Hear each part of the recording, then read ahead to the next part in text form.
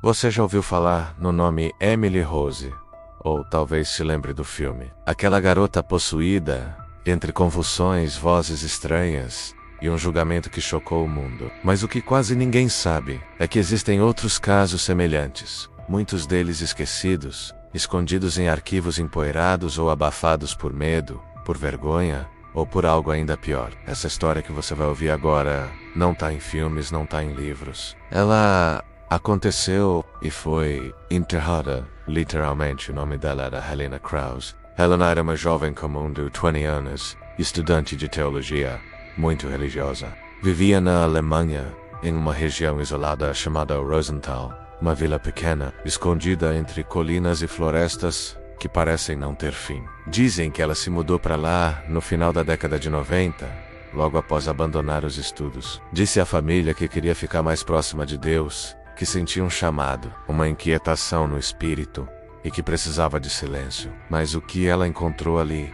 não foi paz. Os vizinhos começaram a perceber coisas estranhas. Helena quase não saía de casa. Quando saía, sempre de cabeça baixa, olhos fundos, pele pálida, mãos tremendo. Alguns juram que ela falava sozinha. Outros dizem que ela ficava parada no meio da rua, olhando para o nada, como se ouvisse algo que ninguém mais conseguia ouvir. A primeira vez que alguém a viu em estado alterado foi numa loja do vilarejo. Ela simplesmente caiu no chão, teve uma convulsão intensa e, segundo testemunhas, gritou com uma voz masculina e grossa, em uma língua que ninguém reconheceu.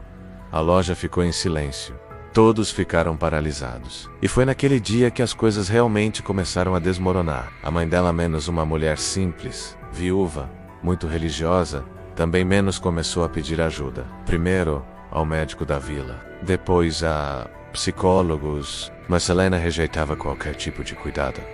Dizia que a tocavam com o ferro do inferno. Ela parou de comer, depois parou de dormir, e por fim, é que ela respondia perguntas que ninguém fazia em voz alta. Começou a falar com alguém que ninguém via.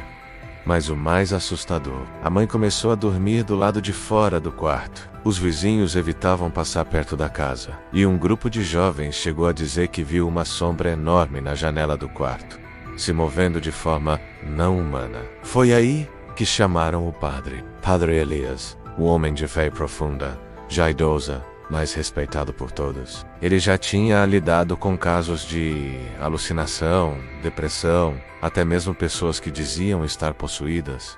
Mas nada, absolutamente nada, tinha preparado Elias para o que ele encontraria naquele quarto. Helena estava sentada na cama, amarrada, com um sorriso estranho no rosto. Mas não era um sorriso humano. Era uma mistura de escárnio e ódio. Algo que você só veria num pesadelo. Quando o padre entrou, ela olhou para ele e falou: "Você demorou, Elias. Eles já estão aqui." A voz não era dela. Era uma voz rouca, arranhada, como se tivesse vindo de dentro de um poço. E o quarto, dizem, ficou imediatamente mais frio. As velas tremiam mesmo sem vento. Padre Elias tentou rezar, mas Helena começou a repetir a oração, de trás para frente. Depois, começou a rir. E então, um por um, 6 nomes foram ditos: Nero, Judas, Caim, Belial, Lúcifer, Lidian. O padre ficou branco. Reconhecia cada um desses nomes, Todos figuras demoníacas associadas a possessões antigas. Todas documentadas em exorcismos históricos. Mas então, uma 7ª voz surgiu. Baixa, quase um sussurro. E o padre Elias caiu de joelhos. Essa 7ª voz nunca disse seu nome. Ela não gritava, não blasfemava, não amacava, ela apenas sussurrava palavras sem sentido. Sons antigos, como se tivessem séculos. E quando ela aparecia, a mãe de Helena dizia que tudo no ambiente parecia parar. Nem o relógio funcionava, nem os pássaros cantavam. Era como se o mundo prendesse a respiração. O padre Elias sabia que algo muito maior estava acontecendo, que aquele não era um caso comum. Ele pediu permissão à igreja para iniciar um exorcismo oficial. A resposta foi clara: negado. Disseram que ela precisava de tratamento médico, não de um ritual medieval. Mas Elias, ele começou os rituais escondido, e a partir daquele momento, a vila inteira começaria a sentir os efeitos. O padre Elias sabia que, ao desobedecer o Vaticano, estava colocando tudo em risco. sua reputação, sua fé e talvez sua alma. Mas ele dizia que não tinha escolha. O que habitava Helena não era um distúrbio mental, não era histeria, não era invenção, era algo real. E havia uma coisa em especial que fazia o sangue dele gelar. A sétima voz não queria ir embora. O exorcismo começou numa noite chuvosa. Dentro do quarto, a cruz tremia sozinha. As janelas se embaçavam por dentro e a vela que o padre acendia se apagava sozinha. Toda vez que ele citava o nome de Cristo, Helena estava magra, olhos encovados, a pele com manchas escuras. Mas quando a oração começou, seus olhos ficaram negros, sem pupilas, sem brilho, como um poço fundo e vazio. E então ela riu. "Você acha que tem autoridade aqui?" disse ela. "Nem o seu Deus ousa entrar neste quarto." A sessão durou 3 horas. E durante esse tempo, o impossível aconteceu. Helena começou a falar em idiomas extintos. Repetiu trechos da Torá, do Alcorão e do Livro dos Mortos do Egito, palavra por palavra, sem jamais ter estudado nenhuma dessas línguas. O quarto escureceu. Não era falta de luz. Era como se uma sombra mais densa preenchesse cada canto. E então, pela primeira vez, a sétima voz falou. Era um sussurro, mas todos ouviram. "Você me expulsará da carne dela, mas eu já construí casa no espírito de outros." O ajudante do padre, um jovem seminarista, vomitou sangue no mesmo instante. Caiu desacordado e ficou 3 dias sem conseguir dizer uma palavra. A mãe de Helena, que assistia tudo ajoelhada no canto, teve um colapso nervoso e precisou ser hospitalizada. E o padre Elias, naquela noite, dormiu na igreja, com todas as luzes acesas e um crucifixo na mão. Com o passar dos dias, os fenômenos começaram a sair do quarto. Um vizinho teve pesadelos recorrentes com olhos negros o observando da janela. Uma criança da vila foi encontrada caminhando sozinha no meio da floresta, dizendo que a moça das vozes a chamou. E um cão, que vivia na casa ao lado, foi encontrado morto, sem ferimentos, sem sangue, mas com os olhos completamente brancos. O padre sabia o que isso significava. "A entidade não está mais limitada ao corpo da garota", escreveu ele em seu diário. "Ela está se alimentando do medo, está se espalhando." Foi então que o caso chamou a atenção de fora. Um jornalista local, chamado Martin Heller, ficou sabendo da história e foi até a vila. Ele duvidava de tudo. Chamava o caso de histeria coletiva. Até entrar no quarto e ver Helena, ele registrou com sua câmera uma sequência de 5 fotos. E em uma delas, entre uma piscada e outra, a figura de um rosto apareceu ao fundo como se estivesse por trás de Helena, quase fundido à parede. Martin enviou essas fotos para um especialista em imagem, e o resultado foi simples. Não havia edição, nada digital, nada manipulado, e o mais estranho é que o rosto captado na imagem não era humano, tinha olhos fundos demais, e dentes demais, como se o sorriso estivesse rasgado até as orelhas. Naquela mesma noite, casa tremou, objetos voaram, a cruz do altar foi quebrada, e, pela primeira vez, Helena flutuou cerca de 30 centímetros da cama. Isso foi presenciado por 5 pessoas, e registrado em áudio. A fita nunca foi tornada pública, mas uma cópia foi parar nas mãos da igreja. Foi aí que a diocese decidiu. Eles iriam intervir. Uma comissão oficial seria enviada. Um novo exorcismo autorizado começaria. E o caso se tornaria um dos mais perturbadores da história moderna da fé.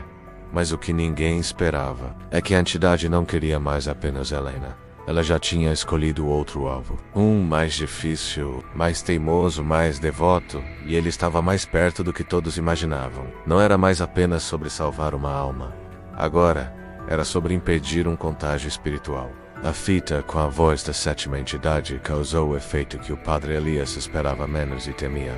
A igreja não podia mais negar. 4 dias depois, 2 representantes do Vaticano chegaram à vila de Rosenthal. Padres experientes, estudiosos do ocultismo, carregando cruzes de prata e olhos cansados de quem já viu o inferno espiar por trás da realidade. Vieram acompanhados de um investigador, Hans Bernwald, incumbido de confirmar se Helena estava realmente possuída ou se sofria de alguma condição rara. Mas a conclusão veio rápido demais. "Nenhuma mente humana aguenta o que aquela garota já suportou", disse Hans em sua primeira carta ao bispo. "E o pior, ela não está sozinha." Helena estava cada vez mais fraca fisicamente, mas as manifestações espirituais ao seu redor nunca estiveram tão fortes. O quarto já não mantinha a luz acesa por mais de 10 minutos. As paredes sangravam um líquido escuro durante a noite, e havia um cheiro persistente de carne podre que nem água benta conseguia dissipar. Quando o Padre Anton, um dos enviados do Vaticano, tentou tocar a testa de Lena com um crucifixo, a mão dele queimou, literalmente, como se tivesse encostado em metal aquecido. O objeto, depois analisado, não apresentava qualquer temperatura normal. E então começaram os fenômenos fora da casa. A campainha da igreja tocava às 3h33 da manhã todos os dias. Sem ninguém lá fora, o sino tocou sozinho no domingo. 3 badaladas, sempre 3, nunca mais foi vista. E uma das freiras da paróquia, menos irmã Margaret, acordou com palavras escritas na parede de seu quarto. Ela deixou o convento no dia seguinte. Hans, o psiquiatra, tentava entender tudo aquilo racionalmente. Mas uma noite, durante uma sessão de observação, algo quebrou sua lógica. E nunca contou para ninguém, não é Hans. Helena, em transe, começou a falar sobre a infância dele. Detalhes íntimos, segredos que nem seus pais sabiam. E então ela disse: "Você também foi tocado quando criança. Eu vi tudo. Eu estava lá. Eu sou a cicatriz." Hans saiu da sala aos prantos, e naquele mesmo dia rasgou seu crachá da comissão da igreja. Ele não voltou, mas deixou um bilhete. Ela não está possuída. Ela é uma prisão. E nós somos os presos. Enquanto isso, o Padre Elias, cada vez mais fraco, tentava manter a fé, mas começava a ter visões. Ele via Helena, parada em sua janela, mesmo quando estava fora da casa. Começou a ouvir passos atrás de si, quando caminhava pela floresta. E todas as noites, sonhava com a mesma coisa. Uma mesa, 7 cadeiras, e uma delas vazia, sempre esperando por ele. A entidade, ou as entidades, estavam brincando com a mente deles. Revezavam-se entre vozes, ameaças e mentiras. Mas havia uma verdade que ninguém queria encarar. A 7ª voz nunca mentia. Ao mesmo tempo ela dizia pouco, mas tudo o que dizia acontecia. E numa noite de tormenta, a casa tremeu com tanta força que rachaduras surgiram nas paredes. E Helena, deitada na cama, se ergueu sem mover um músculo. Olhou para eles com olhos sem alma. Os olhos viraram completamente para cima. E ela começou a falar em todos os idiomas. As lâmpadas explodiram. O teto gotejou sangue. E uma sombra cruzou o teto. Sem forma, sem corpo, sem rosto. Foi nesse momento que todos na sala, menos os padres, o assistente e até Elias menos, começaram a sangrar pelo nariz. Helena parou de falar e disse: "Agora que me reconheceram, posso me revelar." A 7ª voz iria finalmente mostrar seu rosto, mas não naquele dia. Ela queria mais. Queria adoradores. Queria testemunhas. E queria um sacrifício. A igreja continuaria, as sessões se intensificariam, mas ninguém percebeu que algo havia sido liberado. Não, Helena, mas na vila, algo invisível. Algo que começaria a infectar as pessoas comuns. E quando a 7ª voz enfim se mostrasse, não seria em um ritual, seria em um enterro. A casa onde Helena vivia foi isolada pela igreja. Mas já era tarde demais. A contaminação espiritual, como o Vaticano registrou no relatório confidencial, havia ultrapassado os limites da propriedade. A vila de Rosenthal começou a mudar. Primeiro foram os cães. Todos os cachorros da vila desapareceram em uma única noite. Alguns encontraram pegadas no chão, patas, mas também dedos humanos, lado a lado. Depois, as crianças. 3 delas começaram a desenhar coisas estranhas. Um círculo com 7 olhos. Uma figura com as pernas ao contrário. Uma escada que terminava em chamas. Uma menina de apenas 7 anos foi encontrada rezando em latim. Quando perguntaram onde aprendeu, ela respondeu: "Foi a moça do teto que me ensinou." E então veio o funeral. O corpo de Padre Anton, um dos enviados do Vaticano, foi encontrado em um poço seco nos arredores da vila. O rosto estava retorcido, como se ele tivesse morrido rindo e gritando ao mesmo tempo. Na boca, um papel queimado. Tudo que entra sem fé, sai sem alma. O enterro foi silencioso, mas naquela noite, todos os sinos da vila tocaram ao mesmo tempo. 00:30 exata. E a cruz da igreja virou de cabeça para baixo sozinha. Helena não falava mais, só sorria. O mesmo sorriso de quando o padre chegou pela primeira vez. Padre Elias decidiu buscar respostas fora da Bíblia. Começou a estudar grimórios antigos, textos baneados, rituais esquecidos. Foi então que encontrou um manuscrito de 1473, atribuído a um monge da Baviera. O título, Dice Ebit Stime a Sétima Voz. O texto descrevia um tipo raro de possessão, não por um demônio, mas por um eco primordial, um fragmento do próprio caos anterior à criação. Segundo o monge, esse espírito não quer corromper ou destruir, ele quer habitar. Ele procura corpos não por maldade, mas porque ele esqueceu o que é ter carne. E o mais aterrorizante, ele só pode entrar por vontade da própria vítima. Na noite seguinte, Elias confrontou Helena, mostrou o texto, gritou com ela, jogou água benta, queimou incensos, leu salmos até sua voz falhar. Helena ficou em silêncio, até levantar os olhos e dizer, eu pedi para ele vir, eu chamei, porque ele me ouve, e você nunca ouviu. E então ela começou a rir, mas dessa vez, chorava ao mesmo tempo. Ela não era mais apenas uma vítima, era cúmplice. Os dias seguintes foram um borrão. 3 moradores enlouqueceram e foram internados.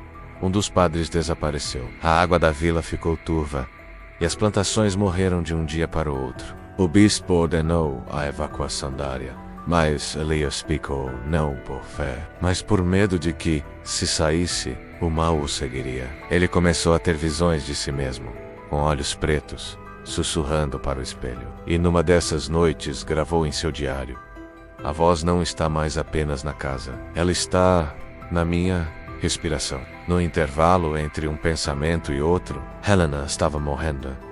Mas não como se esperava. Seu corpo enfraquecia, mas a entidade parecia cada vez mais forte. E quando o sol parou de nascer por 2 dias consecutivos, o padre soube que o ritual final estava próximo. A igreja autorizou um último exorcismo, mas não sabiam que não era Elias quem o faria. Era a própria sétima voz que o invocaria. O Vaticano enviou mais uma equipe. Desta vez, não vinham para entender, vinham para encerrar. Padre Elias recebeu as instruções. Se o ritual falhar, destrua tudo. Quaimakasa, queime o corpo. E não deixe nada para trás, mas era tarde. A entidade já não estava apenas em Helena. Ela estava nele. O exorcismo foi marcado para a meia-noite. Na antiga capela, abandonada há mais de 70 anos, Helena foi levada desacordada. Seu corpo tremia, mesmo dormindo. E seus olhos se moviam sob as pálpebras, menos como se vissem algo que ninguém mais via. Padre Elias, já visivelmente esgotado, conduziu o ritual. 7 velas, 7 nomes sagrados, 7 sinos tocando ao fundo. No início, tudo parecia silencioso, até que as velas se apagaram todas de uma só vez. A temperatura caiu subitamente. Helena se sentou, mesmo desacordada, e então abriu os olhos. Eles estavam negros, sem íris, sem branco, sem alma. Ela falou com a voz de Elias, depois com a voz de Hans, depois com a da irmã Margaret, e então, com a voz da mãe de Elias, que havia morrido há 20 anos. Você não quer me expulsar, você quer me conhecer. Eu sou tudo que foi calado, tudo que foi enterrado. Sou o que restou quando Deus virou o rosto. Helena começou a levitar, não suavemente. O corpo dela subiu aos trancos, como se puxado por ganchos invisíveis. Os crucifixos da capela viraram de cabeça para baixo. O altar rachou no meio. E atrás de Helena uma sombra começou a tomar forma alta, esquelética, com 7 bocas sobrepostas. Cada boca murmurava um idioma diferente, mas todas diziam a mesma palavra: Veni, Veni, Veni, Veni, Veni, Veni, Veni. Elias caiu de joelhos, mas não rezava mais. A Bíblia escorregou de suas mãos. Ele olhava para aquilo com admiração. A entidade se aproximou, e pela primeira vez, Elias viu seu rosto. Era o rosto de Helena, mas também o dele e de todos que a cercaram, como se aquilo fosse um espelho de tudo que eles escondiam. Você não me combateu, Elias. Você me alimentou. E então, sem gritos, sem sangue, sem explosão, tudo ficou em silêncio. Helena caiu no chão, sem vida. A casa desmoronou naquela mesma madrugada, e o relatório oficial da igreja nunca foi publicado. Padre Elias desapareceu, mas uma carta foi encontrada entre os escombros da casa, escrita à mão, em latim arcaico. Traduzida livremente dizia: o que entrou pela fé, não sai pelo fogo. Eu vi o que está entre os véus. Eu ouvi a sétima voz. E agora, ela me ouve também. Hoje, a vila de Rosenthal está abandonada. Poucos se lembram dela. E os que lembram, preferem o silêncio. Mas há registros, cópias do áudio da sessão final, fragmentos do vídeo e relatos de pessoas que dizem que a sétima voz nunca foi exorcizada. Apenas escolheu outro corpo, talvez o seu. Se você ouviu essa história até aqui, parabéns.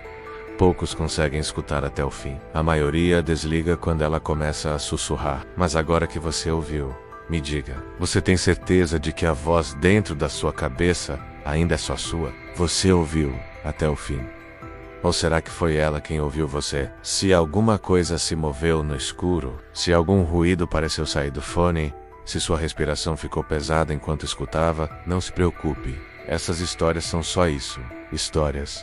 Mas se algo repetir o que você acabou de ouvir, se alguma voz imitar a minha na sua cabeça, não responda. Nunca responda a sétima voz. Se você chegou até aqui, comente a frase: eu ouvi a sétima voz assim.